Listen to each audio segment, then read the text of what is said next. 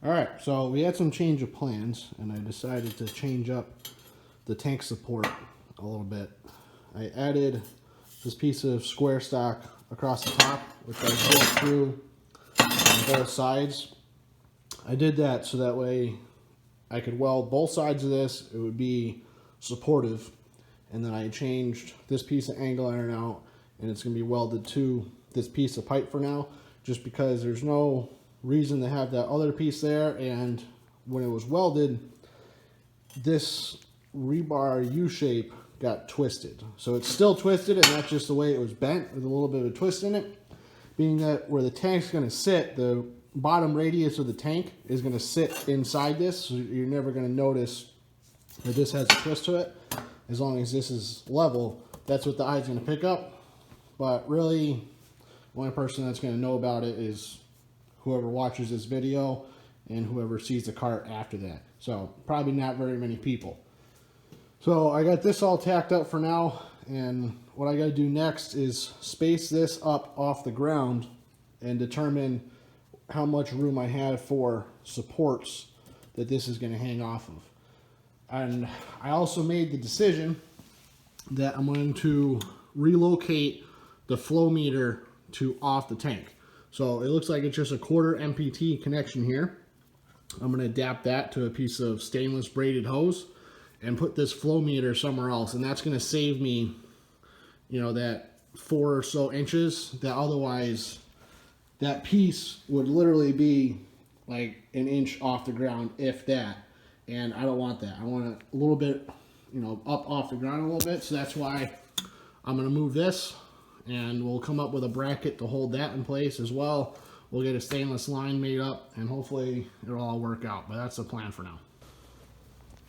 All right, so here's the plan. I marked the center line on the crossbar, and I clamped this piece of wood here and made sure it was nice and plumb. Made a center line on the bottom piece and lined up the edge. And then I cut 2 pieces with 45s on the end to make that angle, and a piece of 2x underneath for the spacing. And now I'll tack everything together, make sure it all looks good, check the height, and we should be good. And I'm hoping that this all will be strong enough that I won't have to add any gussets going down there. And I think it should be okay, because the tank is going to have another strap across the top that's actually going to, you know, hold it. And we'll see. So we got it all tacked up in place, looking good. We're going to weld it out now. So it's all welded out. Thanks, Hugh. And it's definitely plenty strong. Can do that. So we don't have to worry about any gussets. Should be good to go. We'll trim off the rebar sticking out of the back next time we have the table flipped over. But other than that, it's just about wrapped up. We're going to have to build a shelf. I'm going to build a shelf out of plywood that the welder's going to sit on, just so it's isolated from everything else. We'll have to do another cross member across the top here for the support to chain up the tank, and then make up some slides, not really a slide, but a retainer for the plastic bins that'll sit up front. In that last clip, Kyle said, "Oh yeah, we'll cut them off next time we flip the table." Like that was going to be some long period of time. But what he forgot was that at Talbot Industries, we have the technology to do whatever we want, whenever we want. Ready? Good? Yep.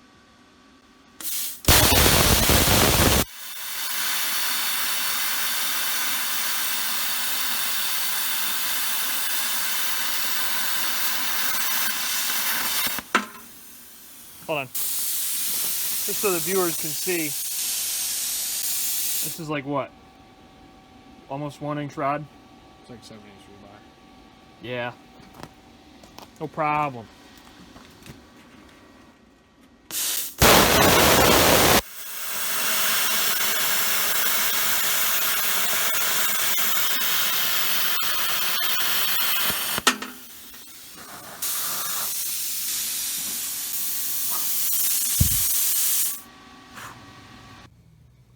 So we got the table flipped upside down on some sawhorses.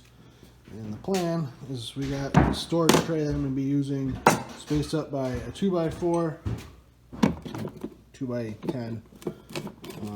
These little pieces of angle iron are going to sit and cradle the bottom of the tray there. And then I cut some small pieces here that I'm going to use that will sit just like that as standoffs, and then also will be the backstop for the tray as well. So we'll do one of those on either side, and then another support up here in the front. So a trick when you're matching up two pieces of angle iron like that, because the inside corner of the angle is a radius, if you put a chamfer on your leading edge there, your piece will sit and it'll minimize the gap you have. Otherwise, it'd be spaced out like that.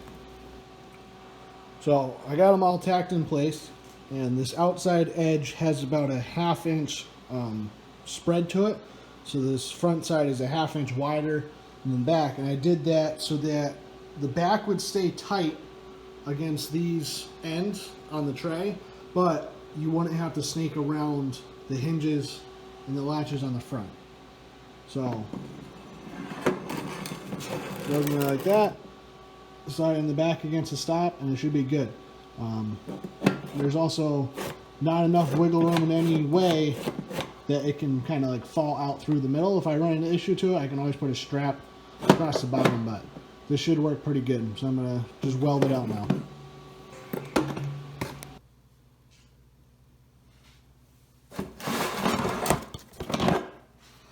Good to go.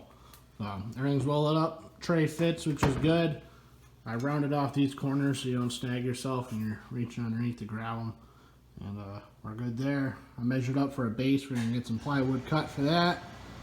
We're gonna mock up the tank, mock up mounting the flow meter on the side of it, and then we just gotta come up with some hangers for the side here to hang up your cords. So, got a piece of plywood, cut out rough shape, size of the outside of the bottom here, and then all we have to do is notch out for the 4 leg posts.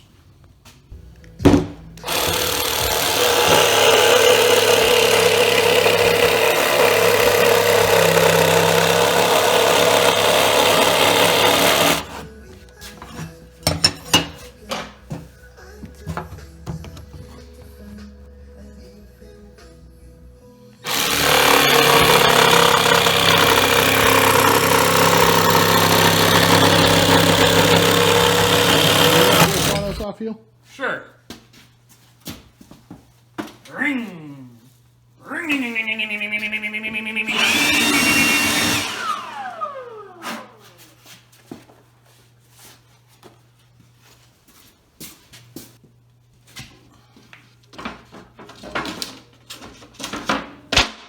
Like a glove.